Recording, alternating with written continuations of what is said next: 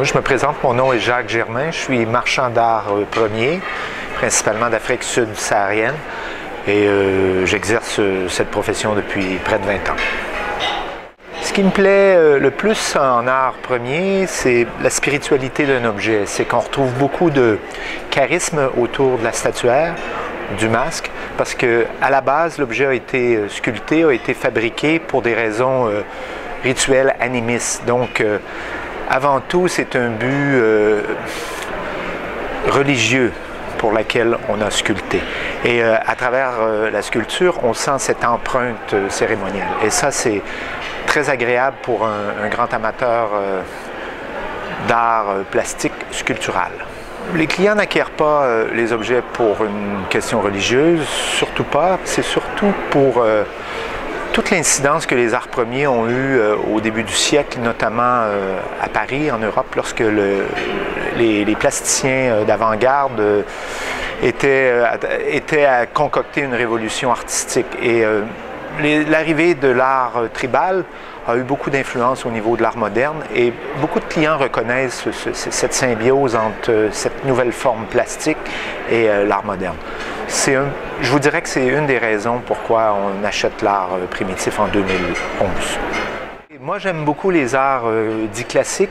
J'aime beaucoup une région comme l'Afrique équatoriale où on retrouve des tribus, des ethnies qui ont été brisées depuis plusieurs générations. Je pense notamment aux objets Fang, aux objets Kota, aux objets Punu, des objets qui sont très recherchés sur le marché et qui plaisent à un public. Par contre, il y a des gens qui sont plus audacieux dans leur choix, dans leur goût, dans leur audace et qui vont chercher autre chose. Vous voyez ici, on a un objet du Bénin, de l'ancien royaume de Bénin. Un objet qui est un art de cour, qui n'a rien à voir avec les objets du Gabon que je vous évoquais, mais qui est un art très achevé, très épanoui, qui me plaît beaucoup parce que, ce sont des objets classiques. Je vous dirais que c'est surtout une clientèle occidentale, notamment orientée ici en Europe de l'Est, je pense en Europe de l'Ouest plutôt, je pense aux Français, aux Belges, aux Suisses, aux Allemands, un petit peu aux Italiens, aux Espagnols.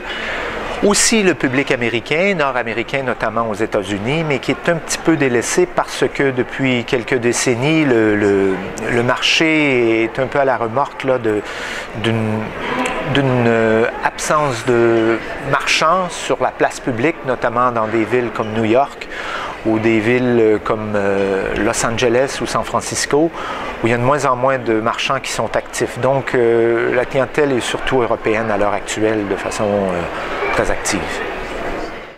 Moi, je vous dirais qu'il y a encore beaucoup de découvertes à faire dans des pays tels que le Nigeria, des pays qui ont développé de grands foyers artistiques très intéressants, très aboutis, et finalement qui sont très peu recherchés encore sur le marché des arts premiers, parce que les gens se réfèrent toujours à des valeurs refuges, plus classiques, plus connues, avec des balises intellectuelles plus sécurisantes. Et je vous dirais que le Nigeria, si on a l'audace et qu'on fait tous ses devoirs pour bien connaître plusieurs groupes ethniques qui habitent là-bas, je pense qu'on peut faire de belles découvertes et ça peut être un terrain d'achat qui peut être très, très, très avantageux. À mon avis, c'est une région qui a été sous-estimée à l'heure actuelle, même si certaines ethnies sont très, très prisées. Il y a certaines autres ethnies qui peuvent être des bons coups d'achat encore actuels.